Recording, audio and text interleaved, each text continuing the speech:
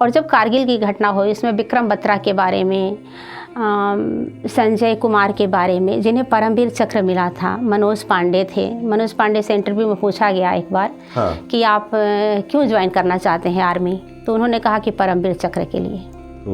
और उनकी सरस्वती कहते हैं ना कि जुबान पर एक बार बैठती हैं, 24 घंटे में बैठ गई थी, उन्हें परमवीर चक्र मिला था। तो मेरी माँ अपने गहने बेच करके, क्योंकि घर से उस समय उनको कोई सपोर्ट नहीं मिला, अपने गहने बेच करके झुमका कंगन बेचा था उन्होंने। अच्छा। हाँ। और फिर वो गोरखपुर आई। गोरखपुर मार्क्स अच्छे थे, इंटरमीडिएट के एडमिशन हो गया हम लोग का, हॉस्टल भी मिल गया और पढ़ाई शुरू हो गई। तो मुझे लगा कि ये मैं पीसीएस निकाल लूँगी, तो एमएससी करने की कोई जरूरत नहीं, उसमें मेहनत, हाँ मेहनत भी बहुत अच्छा लगता, अधिक होता है। और निकला था, वांट निकला था, तो फिर मैं गई वहाँ पे। और मैंने, ये भी बहुत इंटरेस्टिंग है, मैं आपको बताऊँ, केवल 2 टीचर चाहिए था इंग्लिश के लिए, और वहाँ पे 400 लोग एग्ज़ाम देने आए थे। जब मैं पहुँची तो लेट हो गया था वहाँ। लगा कि हाँ कि बारिश हो रही थी, अगस्त का महीना था, मुझे लगा कि अब इस मौसम में नहीं हो पाएगा एग्ज़ाम। लेकिन वहाँ एग्जामिनेशन हॉल में सारे कैंडिडेट्स बैठ गए थे और मुझे वहाँ जाने की अनुमति नहीं मिली। कहा गया कि जाइए, डायरेक्टर थे दाढ़ी बाबा, आप नाम सुने होंगे उनका, उनसे पूछ के आइए। मैं भागती हुई दाढ़ी बाबा के पास गई। उन्होंने कहा कि अब क्या कर पाओगी, आधा घंटा तो बचा। हमने कहा कि सर बस आप अलाउ कर दीजिए। ये अलाउ किया उन्होंने। मैं भागती हुई वहाँ पे एक रूम में पहुँची। वहाँ जाने के बाद जो इन्विजिलेटर्स थी, उन्होंने कहा कि आप क्या करोगी तुम। हमने कहा मैम बस आप पेपर कॉपी दे दीजिए। 30 मिनट बचे 30 मिनट बचे थे। नहीं, मैं हमेशा से सोचती थी जो मिल गया उसी को मुकद्दर समझ लिया। क्या बात है, जो मिल गया उसी को मुकद्दर समझ लिया। तो यही कविता है मेरी कि जब मूर्ति विसर्जन की बात कही गई तो सोने की सीता जो थी वह बोलने लगी। उन्होंने कहा कि नहीं, मैं पत्नी बन के यज्ञ में आपके साथ रही हूँ, मेरा विसर्जन नहीं होगा, मैं आपके साथ ही रहूंगी। राम क्या करते, बोले यह जन्म नहीं यह हो सकता, भार्या मेरी केवल सीता। क्योंकि मैं मर्यादा पुरुषोत्तम हूँ, मैं मूर्ति को भी नहीं रख सकता हूँ। नमस्कार, आप इस समय देख रहे हैं लाउड स्पीकर 90 FM और सुन भी रहे हैं लाउड स्पीकर 90 FM। आज हमारे स्टूडियो में उपस्थित हैं अर्चना जी, जो एक गांव के प्राइमरी स्कूल से पढ़ी और फिर संघर्ष करते हुए गोरखपुर आई, और आज इनकी 2 पुस्तकें भी प्रकाशित हुई हैं। मैम, हमारे कर्मयोगी एपिसोड में आपका बहुत बहुत स्वागत है। धन्यवाद। मैम, हम आप ही से आपकी जीवन की कहानी थोड़ा जानना चाहेंगे। कैसे आप गांव में रहीं और फिर संघर्ष करते हुए शहर में आई और एक अच्छा मुकाम आपने हासिल कैसे? जी बिल्कुल, मैं आपको बता दूं, देवरिया ज़िले में एक प्रतापपुर शुगर फैक्ट्री छोटा सा कस्बा है, उससे सटे गांव में मेरा जन्म हुआ। एक जॉइंट परिवार में मेरे 3 चाचा लोग, मेरे पापा 3 भाई थे, सभी लोग एक में रहते थे। और मैं उस गांव की स्थिति, जब मैंने होश संभाला तो गांव की स्थिति कुछ ऐसी थी कि बच्चे भी वहाँ के पढ़ने, मतलब लड़के, बच्चे का मतलब लड़के भी पढ़ने स्कूलों में नहीं जाते थे। बहुत पढ़ने की उत्सुकता किसी के अंदर नहीं थी, लड़कियों की तो बात ही छोड़ दीजिए। लेकिन मेरे घर में शिक्षा का माहौल था, और मेरे बाबा के चाचा वकील हुआ करते थे, तो घर पे टीचर बुला करके सभी को शिक्षा दिलवाया जाता था। और इस कड़ी में बुआ लोगों के बाद हम लोग भी जुड़ गए, पढ़ाई होने लगी। हाई स्कूल, इंटर तो पास कर लिए, लेकिन तब हम लोगों ने कहा कि नहीं, अब ऐसे पढ़ाई नहीं होगी, हमें स्कूल जाना है, कॉलेज जाना है। और मम्मी को हम लोगों ने, मम्मी पर दबाव बनाया कि हमें कॉलेज जाना है, यूनिवर्सिटी जाना है। तो मेरी माँ अपने गहने बेच करके, क्योंकि घर से उस समय उनको कोई सपोर्ट नहीं मिला, अपने गहने बेच करके झुमका कंगन बेचा था उन्होंने। अच्छा। हाँ। और फिर वो गोरखपुर आई। गोरखपुर मार्क्स अच्छे थे, इंटरमीडिएट के एडमिशन हो गया हम लोग का, हॉस्टल भी मिल गया और पढ़ाई शुरू हो गई। तो ये रहा जीवन का जो। और फिर उसके बाद आप टीचर कैसे बने, इसके बारे में जानना चाहेंगे। वहाँ मैंने बीएससी किया, ग्रेजुएशन में साइंस से किया। तो बीएससी करने के बाद से मैंने केमिस्ट्री में एमएससी करने के लिए, केमिस्ट्री से मैं एमएससी करना चाहती थी, ये मेरा बहुत फेवरेट सब्जेक्ट था। लेकिन 1 साल पढ़ के लगा कि मैं, इतना नॉलेज है, इसलिए कहते हैं ना कि ओवर कॉन्फिडेंस नहीं होना चाहिए। तो हमने सोचा कि इतनी, चूँकि मैं बीएससी करने के साथ साथ हिस्ट्री और पॉलिटिकल साइंस, अपना कॉन्स्टिट्यूशन सारा मैं रट गई थी उस समय। अच्छा। तो मुझे लगा कि ये मैं पीसीएस निकाल लूँगी, तो एमएससी करने की कोई ज़रूरत नहीं, उसमें मेहनत, हाँ मेहनत भी बहुत अच्छा लगता, अधिक होता है। तो हमने क्या किया कि ड्रॉप कर दिया और तैयारी में लग गई। हाँ। लेकिन कोचिंग इतना मतलब इकोनॉमिकल सपोर्ट नहीं था कि हम कोचिंग ज्वाइन कर सकते थे। किताबें भी उतनी नहीं मिलती थी, लाइब्रेरीज में जो उपलब्ध हो पाता था उसी से पढ़ाई होती थी, तो अनफॉर्चुनेटली नहीं हो पाया उसमें। अगर हमने उसके पीसीएस के अलावा कोई और छोटा मोटा भरा होता तो हो सकता है कि हो गया, लेकिन ईश्वर को जो मंजूर हो। हाँ। तो उसके बाद जब नहीं हुआ, इधर भी नहीं हुआ और मेरा वो भी कंप्लीट नहीं हुआ, फिर मैंने इंग्लिश से एमए कर लिया। अच्छा। और एमए करने के बाद वही विद्या मंदिर उस समय काफ़ी फेमस था, और वहाँ एक लगता था कि वहाँ जाने का मतलब है कि आपका नाम है, मतलब कुछ प्रेस्टिजियस था वो स्कूल। और निकला था, वांट निकला था, तो फिर मैं गई वहाँ पे। और मैंने, ये भी बहुत इंटरेस्टिंग है, मैं आपको बताऊँ, केवल 2 टीचर चाहिए था इंग्लिश के लिए, और वहाँ पे 400 लोग एग्ज़ाम देने आए थे। जब मैं पहुँची तो लेट हो गया था वहाँ। हाँ। लगा कि हाँ कि बारिश हो रही थी, अगस्त का महीना था, मुझे लगा कि अब इस मौसम में नहीं हो पाएगा एग्ज़ाम। लेकिन वहाँ एग्जामिनेशन हॉल में सारे कैंडिडेट्स बैठ गए थे और मुझे वहाँ जाने की अनुमति नहीं मिली। कहा गया कि जाइए, डायरेक्टर थे दाढ़ी बाबा, आप नाम सुने होंगे उनका, उनसे पूछ के आइए। मैं भागती हुई दाढ़ी बाबा के पास गई। उन्होंने कहा कि अब क्या कर पाओगी, आधा घंटा तो बचा। हमने कहा कि सर बस आप अलाउ कर दीजिए। अलाउ किया उन्होंने।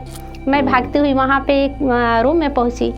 वहाँ जाने के बाद जो इन्विजिलेटर्स थी, उन्होंने कहा कि आप क्या करोगी तुम। हमने कहा मैम बस आप पेपर कॉपी दे दीजिए। 30 मिनट बचे 30 मिनट बचे थे। उसमें सबसे बड़ी बात ये थी कि इंग्लिश का कुछ ही पैसेज था, एक्सप्लेन करना था, कुछ वर्ड मीनिंग से, बाकी जो भी थे सारे टिक करने थे। बस फटाफट मैंने वो टिक किया, वर्ड मीनिंग लिखे।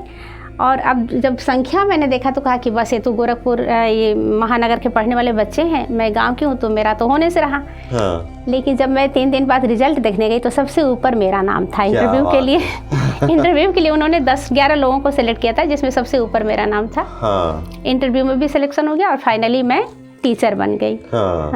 तो अभी वहाँ पे कार्यरत है? नहीं, मैंने सर 2011 तक मैं वहाँ रही। उसके बाद से मैंने blossom senior secondary school Maniram join कर लिया, क्योंकि मुझे लगा कि वो थोड़ा सा हिंदी मीडियम था और अब अपने को अगर इम्प्रूव करना चाहते हैं तो मैंने मानीराम ज्वाइन किया। तो वहाँ मुझे बहुत फ़ायदा मिला, क्योंकि वहाँ पावर पॉइंट होता था और कोई भी टॉपिक दे दिया जाता है कि इस पर आपको कुछ बोलना है, तो वहाँ से मुझे काफ़ी अच्छा लगा। वहाँ भी मैंने कोरोना में छोड़ दिया 2019 में, जब कोरोना का समय शुरू हुआ। तो पीसीएस की आप तैयारी कर रहे थे और अब एज ए टीचर, तो आपको कहीं लगता नहीं है कि अफसोस नहीं होता है कि कुछ और तैयारी कर लिए रहते बेहतर? नहीं, अब मैंने नहीं, मैं हमेशा से सोचती थी जो मिल गया उसी को मुकद्दर समझ लिया। क्या बात है, जो मिल गया उसी को मुकद्दर समझ लिया। आप लोग देख सकते हैं कि मैम की 2 पुस्तक हमारे हाथों में है। पहला मानस मंथन और दूसरा प्राण से परिणय तक। मैम इसी से हम कुछ सुनना चाहेंगे, तो हम शुरुआत करना चाहेंगे इस पुस्तक से। और पहला जो इस पे है राम स्तुति है, तो ये सुनना चाहेंगे। ये मानस मंथन मेरी कुछ कविताएं हैं। हाँ। और इसमें सबसे पहले मैंने भगवान राम को ही पहला पेज भगवान राम को समर्पित किया है। तो यह राम स्तुति है। मैं गा के 2 लाइन बताती हूँ आपको। जय जय जय हे रघुकुल भानो, महिमाया परम पार सुजानो। जय जय जय हे रघुकुल भानो, श्यामल गात धनुष भुज सोहे। छवि को देखी देव मुनि मोहे, नाम लेत भवबंधन कटता।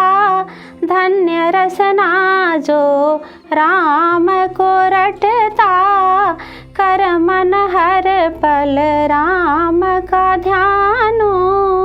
जय जय जय हे रघुकुल।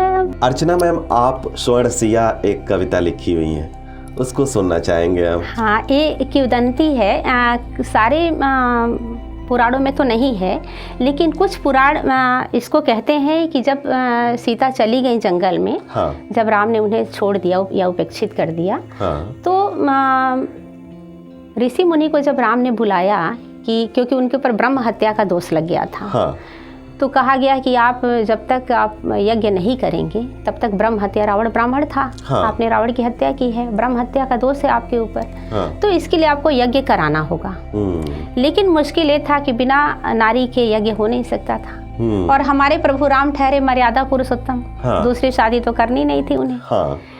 तो काफी विचार विमर्श के बाद ये हुआ कि सोने की सीता बनवाई जाए। हाँ। सोने की सीता बनवाई गई। हाँ। और राम के बगल में बैठा दी गई। पूजा यज्ञ शुरू हुआ। हाँ। यज्ञ शुरू हुआ, कैसे यज्ञ होता है बिल्कुल। मैं आपको 2 लाइन में बता रही हूँ। हाँ। तैयार हुई यूं स्वर्ण सिया, यज्ञ में राम का साथ दिया। जब आया यज्ञ का क्षण पुनीत, राम वाम बैठी कंचन चरित। कंचन यानी सोने, सोने की वो जो चरित थी। हाँ। राम के दाहिने बगल बैठी। कड़कड़ साकेत झंकार उठा, मंत्रों का खूब गुंजार उठा। धीरे धीरे पूर्ण हुआ यह यज्ञ, मूर्ति विसर्जन को बोले मर्मज्ञ। तो यही कविता है मेरी कि जब मूर्ति विसर्जन की बात कही गई तो सोने की सीता जो थी वह बोलने लगी। उन्होंने कहा कि नहीं, मैं पत्नी बन के यज्ञ में आपके साथ रही हूँ, मेरा विसर्जन नहीं होगा, मैं आपके साथ ही रहूंगी। हाँ। राम क्या करते, बोले यह जन्म नहीं यह हो सकता, भार्या मेरी केवल सीता। हाँ। क्योंकि मैं मर्यादा पुरुषोत्तम हूँ, मैं मूर्ति को भी नहीं रख सकता हूँ। ये ऐसे थे हमारे प्रभु राम। तो तब राम ने उनसे वादा किया। हाँ। कि मैं जब अगला जन्म द्वापर में जब आऊँगा, कृष्ण बनूंगा, तब तुम मेरे साथ रहोगी। लेकिन उसी समय उन्होंने बता भी दिया था कि जब मैं बुलाया जाएगा मुझे, तो जब नियति का निमंत्रण आएगा तो मैं छोड़ के चला जाऊंगा। और वही हुआ। राधा कृष्ण के साथ रही, उनकी प्रिय सखी थी, प्रेरणा थी। उन्होंने ही भगवान कृष्ण को योग गुरु कहा था। हाँ। और योगेश्वर कहा था। लेकिन जब बुलावा आया तो चले गए छोड़ करके। अर्चना मैम, आपकी एक कविता है बातें, बहुत अच्छी कविता है, मैं उसकी कुछ लाइनें सुनना चाहूँगा आपसे। जी बिल्कुल। बातें हमारे और आपके जीवन की घटनाएं हैं। ऐसा नहीं कि ये जो मेरी कविता है ना हर व्यक्ति के जीवन को छूता है। हाँ।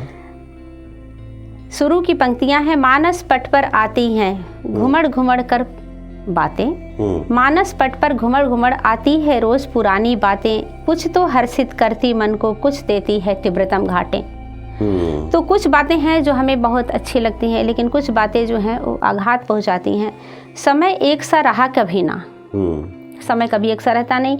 कभी रुलाए कभी दे हंसना, क्यों जीवन की काली साया से कोई आज तक भाग न पाया। कहते हैं ना कि एक गलती के लिए जीवन भर व्यक्ति रोता है। तो सभी के जीवन में होता है कि कभी कोई गलती हो जाती है, आदमी उससे छुटकारा नहीं पा सकता है। और एक भूल के लिए बिताना है लाखों उनीदी रातें। उनीदी सो नहीं पाता व्यक्ति। हाँ। मानस पट पर घुमड़ घुमड़ आती है रोज पुरानी बातें। तो ये इसका कोई ऐसी घटना हो जाती है जिंदगी में कि वो बार बार याद आती है। कि काश ना किए होते, ना किए होते। हाँ।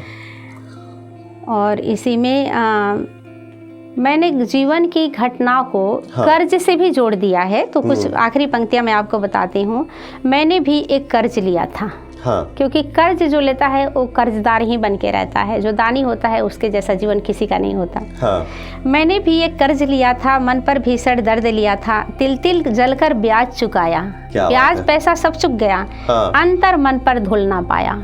अंतर मन को क्या बात है, धुल ना पाया। हाँ। अब तो इस कलुषित पावक में जीवन का हर पुण्य जलाते। और ये ऐसा आग है जिसमें सारा जीवन का पुण्य जो है जल के खाक हो जाता है।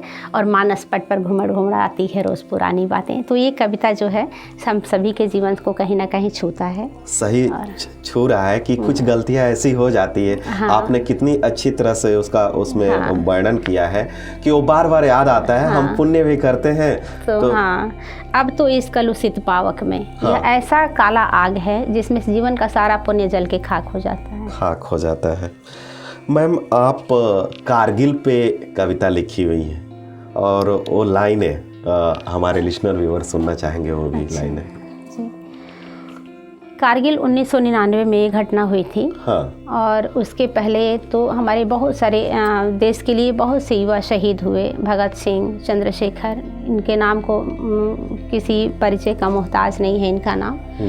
तो ये सारे शहीद मेरे मन के बहुत करीब रहते थे। और जब कारगिल की घटना हुई इसमें विक्रम बत्रा के बारे में, संजय कुमार के बारे में जिन्हें परमवीर चक्र मिला था, मनोज पांडे थे। मनोज पांडे से इंटरव्यू में पूछा गया एक बार कि आप क्यों ज्वाइन करना चाहते हैं आर्मी, तो उन्होंने कहा कि परमवीर चक्र के लिए। और उनकी सरस्वती कहते हैं ना कि जुबान पर एक बार बैठती हैं, 24 घंटे में बैठ गई थी, उन्हें परमवीर चक्र मिला था। तो ये मेरी पूरी कविता है कारगिल में जैसी जैसी घटना हुई थी। और 2 मई को घटना शुरू हुई, 2 मई कारगिल की लड़ाई शुरू हुई, लोग देखे गए वहाँ पे संदिग्ध लोग, और 16 जुलाई को ख़त्म हुआ था और फाइनली हम लोग इसमें मनाते हैं। तो 26 जुलाई को कारगिल दिवस मनाया जाता है। 26 को सारे यहाँ से चले गए थे। हाँ। तो ये मैं कुछ पंक्तियाँ आपको बताती हूँ। बिल्कुल बिल्कुल मैम, सुनना चाहेंगे। आखिर 9 जुलाई को जो घटना 2 मई को संदिग्ध देखे गए थे, फिर 14 मई से लड़ाई शुरू हो गई थी कैप्टन कालिया के मरने के बाद। आखिर 9 जुलाई को हुआ ऐलाने युद्ध विराम। लेकिन वही है, पाकिस्तान के साथ हमेशा ही वो लोग जल्दी हार मान लेते हैं। तो 9 जुलाई को युद्ध विराम की घोषणा करी गई दोनों पक्ष की तरफ से। मिला आदेश जवानों को, करे दुश्मन को राम राम। और हमारे यहाँ भी कहा गया कि अब आप लोग किसी को मारना नहीं है। और एक चीज़, एक हमारे यहाँ के जो जवान हैं उनकी खासियत है कि लाख घाव सहकर भी धैर्य न खोते हिंद वीर। हाँ। हिंद के लोग कभी धैर्य नहीं खोते हैं। और भागते रिपुओं पर भारत ने कभी उठाया ना शमशीर। भागते हुए दुश्मन पर भारत के जवानों ने कभी शमशीर उठाया ही नहीं। तो ये यहाँ से चले गए। ये घटना 9 जुलाई को हुआ था। उसके बाद उस समय मुशर्रफ जो थे अमेरिका गए थे क्लिंटन से मिलने के लिए कि इस लड़ाई को रुकवाइए। लड़ाई शुरू कर देते हैं, फिर कहते हैं इनसे उनसे मिलते हैं कि लड़ाई को रुकवाइए। तो नापाक मुशर्रफ मंसूबे की मिट चली थी भूख। पाक फोर्स 11 से की कारगिल बाहर का। 9 जुलाई को घोषणा हुआ था, 11 से ये लोग वहाँ कारगिल के मैदान से बाहर जाने लगे। भारत ने ऑपरेशन विजय की करी घोषणा 14 को। ऑपरेशन विजय की घटना की घोषणा 14 को हुई थी। 14 जुलाई को धर शराफत अमेरिका लौटे शरीफ घर 16 को, और नवाज शरीफ 16 को अपने घर वापस आ गए थे। तो 15-25 तक, अब 15 जुलाई से लेकर के 25 जुलाई तक कारगिल का हर चप्पा गया खंगाला, क्योंकि उनके ऊपर भरोसा नहीं है, कहीं छुप के बैठे हो सकते हैं। हाँ। तो पूरे कारगिल के चप्पे चप्पे को खंगाला गया। सर्च ऑपरेशन शुरू हुआ, रहे शेष न कारगिल काला। अच्छे से सर्च ऑपरेशन शुरू किया गया। मई जून रहे युद्धरत, आ पहुंचा अंत जुलाई। उखड़ गए पाव आतंकी, रही न वो तरुड़ाई। और वो लोग भी हार मान ही चुके थे, क्योंकि उन्हें तो लगा था कि 10 दिन में सबको मार के ख़त्म कर लेंगे, और कारगिल पर ऐसा हो नहीं पाया था। खैर, कारगिल का विजय दिवस 26 जुलाई को मनाई जाती है। सब कुछ हो गया, लेकिन मैं कुछ आखिरी पंक्तियाँ मैं बताना चाहूँगी आपको।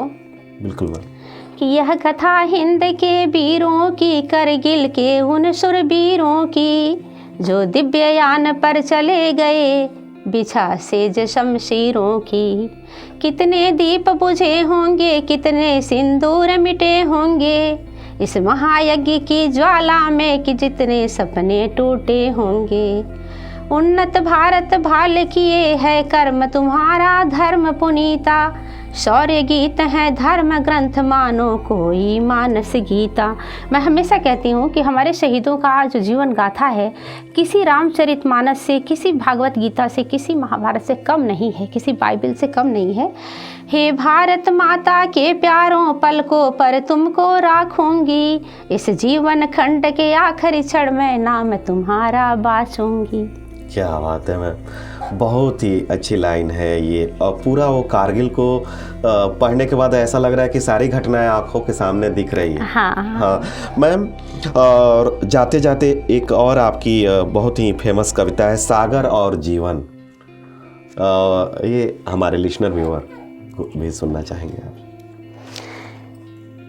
ये देखिए, जीवन होता है तो जो जन्म लेता है उसको मरना भी होता है। हाँ। यही काल का चक्र है कि जिसने भी जन्म लिया है उसे मरना भी होगा। हाँ। तो ये इसके पीछे भी एक कहानी है कि मेरे अंकल की डेथ हो गई थी, और अच्छा। हम लोगों के बहुत करीब रहे। उनके बच्चे नहीं थे, लेकिन हमें वो अपना ही बच्चा समझते थे। उनकी मृत्यु पर मैंने लिखा था कि गिरना फिर उठ जाना और फिर आगे बढ़ना, जन्म मरण के क्रम को मान एक साथ चलना। ये मैं आपको आखिरी पंक्तियाँ सुना रही हूँ। काल चक्र की यात्रा कभी न होती खत्म, जो चला गया है होगा उसका पुनर्जन्म। तो ये हमें वो निराश नहीं होना चाहिए कि जो जाता है उसका जन्म कहीं ना कहीं होगा, और सब कुछ अच्छे के लिए ही होता है। क्या पता वह जन्म, दूसरा जन्म जो है पहले जन्म से अच्छा हो। और इस सागर से मैंने जीवन को जोड़ा है कि जिस तरह सागर की लहरें अविराम होती हैं, चलती रहती हैं, कभी रुकती नहीं है, वैसे जीवन का प्रवाह भी अनवरत चलता रहता है।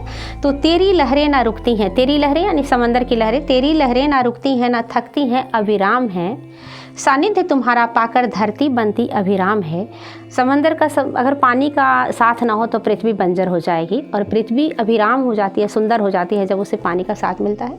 तो ये जीवन और मृत्यु, मृत्यु को मैंने बंजर धरती से जोड़ा है, जीवन को समंदर से जुड़ा है। तो ये कविता है।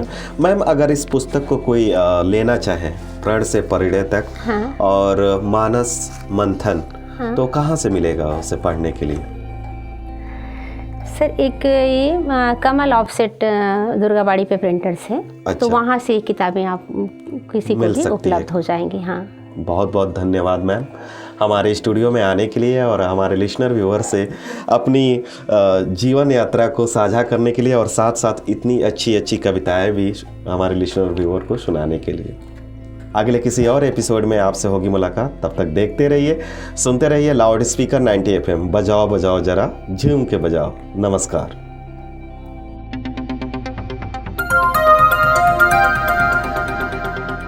बजाओ जरा झूम के बजाओ, बजाओ बजाओ जरा झूम के बजाओ।